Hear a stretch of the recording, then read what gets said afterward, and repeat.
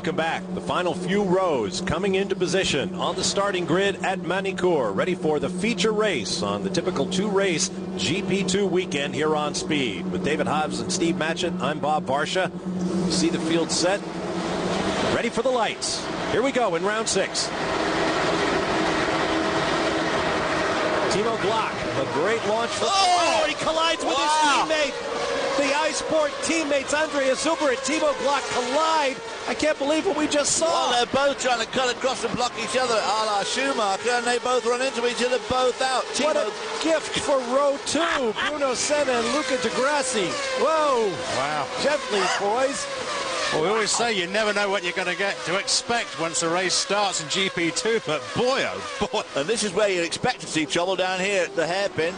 A lot of jostling for position here. No, they all get through so far. Well, day ain't over yet. Oh, there's plenty of scope left yet. Yo! Bad one. Bad one. Not sure exactly who that was. Clip the top off of a fire extinguisher. Yeah, I think exactly right, Bob. That's one of the fire extinguishers gone off, but I think it's one of the racing engineering cars from Spain. It would be either Ernesto Viso or Javier Villa. It's Viso returning to the series. That fire bottle going crazy, but Michael Ammermuller just returning from that cracked wrist earlier this year. Safety car is out. You can see the graphic at the top. Fortunately, I don't believe the chassis actually barrel rolled. I mean, it went right into the air, of course, and went over the wall. But I don't think there was damage to the roll hoop. We don't know yet.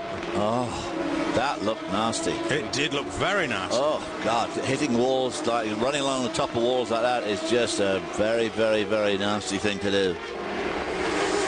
So the safety car clearly is out. 41 laps scheduled. This is once again the long form race with a mandatory pit stop. It will be followed by a sprint race of 28 laps with no stop. But we've seen some dramatic first laps before. Nothing like this as the two front row sitting iSport teammates manage to come together. Watch this. Glock on the left, Zuber on the right, and they just drive right into each other. I just can't believe it. They're both trying to block everybody else off behind them and just drove right into each other. Absolutely extraordinary. It was extraordinary. There's a stall car at the back, which is what we see the yellow flags waving for. They're not waving. The marshals haven't seen this incident yet. Wow, that right front, the right rear wheel bounced right off Glock's head. Wow. Jeepers. The entire team just wiped out, and both on the front row, the iSport International team on the front row just take each other out. That includes our championship leader, who said just this morning he had to be careful down into turn 1. But more importantly right now is our concern over young Ernesto Viso, just 22 years old, 43 starts in the series. Viso's car, I mean, it barrel rolled over the wall, but it was the front of the monocoque which I think took that impact. But fortunately, when it hit the other side of the concrete wall there, I don't think, I mean, look at the bodywork on the top. That didn't really suffer. So hopefully the crash structure, the roll hoop, is still intact on that car. So the medics working on Viso in the car. 8th here in his debut in the old Formula 3000 series, the development series that preceded the genesis of GP2 3 years ago. This may be a long cleanup.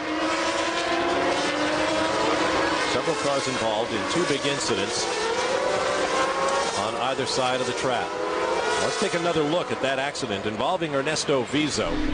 See car get airborne, it's normally due to contact. And there you see Viso coming around, part of a 2-car train going around a slower car, and his right front to left rear. Now here goes into the car. Michael Ammermuller. Watch the car go over and see what the impact point is on the wall. That's what you got to look for. There. That impact is in front of the driver. Takes out the trackside signage. Only just in and then thankfully, look, it slides over the top of the concrete wall. Boy, it was very nasty. There's no question of that. But I just hope the roll hoop remained intact. Now with the safety car on track, teams are taking advantage of the opportunity to make their mandatory pit stop. This seems to be the working strategy in GP2. Get your stop in at the earliest possible moment. We've seen race after race lost by